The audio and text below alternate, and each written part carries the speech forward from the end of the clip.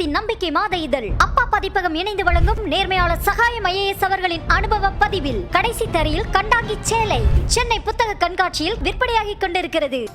தமிழகம் உட்பட நாடெங்கும் 5 பேருக்கு HMPV தொற்று உறுதியாகியுள்ளது. HMPV வைரஸை கொரோனாவோடு ஒப்பிடலாமா, இது உயிரிழப்பை ஏற்படுத்துமா என்பது குறித்து மருத்துவர் ஃபருக் அப்துல்லாவுடன் நமது செய்தியாளர் வேதவள்ளி நடத்திய கலந்துரையாடலை தற்போது பார்க்கலாம். இப்போ வைரஸ் அப்படின்னு சொன்ன உடனே குறிப்பா சீனாவிலிருந்து வந்திருக்கக்கூடிய, சீனாவில் ஏற்கனவே பரவி இருக்கக்கூடிய வைரஸ் இங்கேயும் இருக்கு அப்படின்னு சொன்ன உடனே எல்லாருக்குமே கொரோனா தொற்று தான் ஞாபகத்துக்கு வருது. கொரோனா மாதிரியான ஒரு அச்சம் ஊட்டக்கூடிய வைரஸ் தானா இது? அந்த மாதிரியான பாதிப்பை HMPV ஏற்படுத்துமா? கொரோனா 2019 கடைசியில சீனால வரும்போது அது ஒரு புதிய வைரஸ்.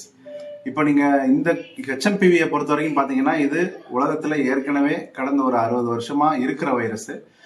அமெரிக்கா, ஏசிய நாடுகள், இந்தியா உட்பட வருடம் குளிர்காலங்கள்ல இந்த வைரஸ் தொற்று பரவல் நடந்துகிட்டே தான் இருக்கு. அதனால இது ஒரு புதிய வைரஸ் இல்ல. இது கட்டாயமா கொரோனா மாதிரி நம்ம பயப்பட தேவையில்லை. இது ஏற்கனவே மனித இனம் கண்டறிந்த வைரஸ் தான். அதனால இந்த வைரஸுக்கு எதிராக நமக்கு எதிர்ப்பு சக்தி நம்ம உடம்புல இருக்கு. இது ஒரு புதிய வைரஸா நம்ம பார்க்கும்போது தான் அதுக்கு எதிர்ப்பு சக்தி இருக்காது.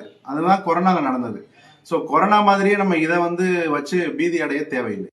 இப்போ ஒவ்வொரு வைரஸ் பாதிப்பு ஏற்பட்ட உடனே அதோடைய தீவிரத்தன்மையை எல்லாருமே தெரிஞ்சுக்கணும்னு விரும்புவாங்க. அதாவது ஃப்ளூ மாதிரி ஒரு சின்ன காய்ச்சல், சளி மாதிரி வந்துட்டு போகுமா, இல்ல உடல் உறுப்புகளை அதிகப்படியான பாதிப்பதற்கான வாய்ப்பு இருக்கா, இல்ல உயிரிழப்பை ஏற்படுத்தக்கூடிய அளவுக்கு தீவிரமான வைரஸா என்பதான ஒரு அடுக்கடுக்கான கேள்விகள்லாம் இருக்கும் இல்லையா?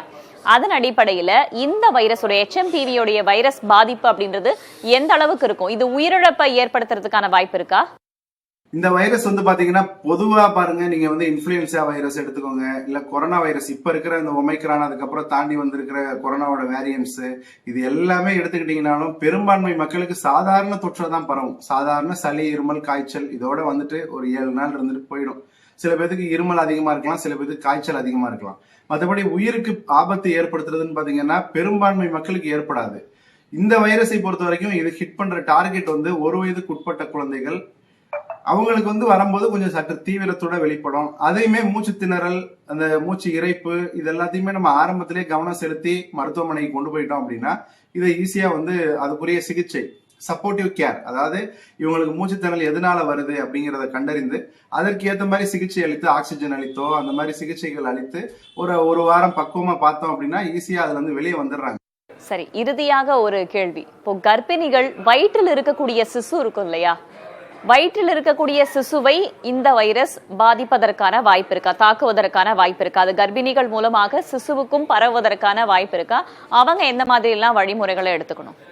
அதாவது இந்த வைரஸை வச்சு ஆராய்ச்சிகள் நடந்திருக்கு. அதுல தாய் கருவுற்று இருக்கிற தாய்க்கு வரும்பொழுது, இந்த இன்ஃபெக்ஷன் வரும்போது, காய்ச்சல் வரும்போது அவங்க எடை குன்றிய குழந்தைகளை பெற்றெடுத்திருக்கிறார்கள் சில ஆய்வுகள் இருக்கு. மற்றபடி தாய்க்கு இருக்கிற இன்ஃபெக்ஷன் குழந்தைக்கு, அது வயிற்றுக்குள்ள இருக்கிற குழந்தைக்கு பரவாது, அந்த மாதிரி பரவாது. மற்றபடி இருமுறது, தும்முறது, க்ளோஸ் கான்டாக்ட்ல குழந்தைய நம்ம வச்சிருக்கும் போது தாய்க்கு இன்ஃபெக்ஷன் இருக்கும்போது குழந்தைக்கு வரும், குழந்தைக்கு இன்ஃபெக்ஷன் இருக்கும்போது தாய்க்கு வரும்.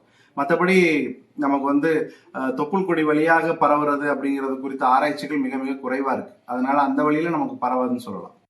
தேசத்தின் நம்பிக்கை மாத இதழ் அப்பா பதிப்பகம் இணைந்து வழங்கும் நேர்மையாளர் சகாயம் IAS அவர்களின் அனுபவ பதிவில் கடைசி தரையில் கண்டாங்கி சேலை சென்னை புத்தக கண்காட்சியில் விற்பனையாகிக் கொண்டிருக்கிறது.